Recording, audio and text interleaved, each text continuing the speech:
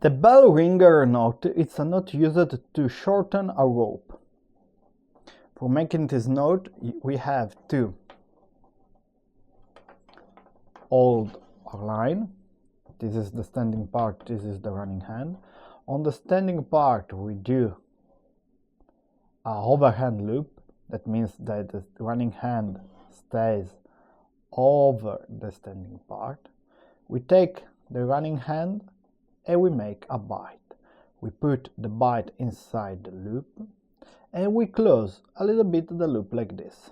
So we have a bite here and a bite here. To tie the knot, we have to hold this bite over here, to hold the standing part, and we do the knot like this.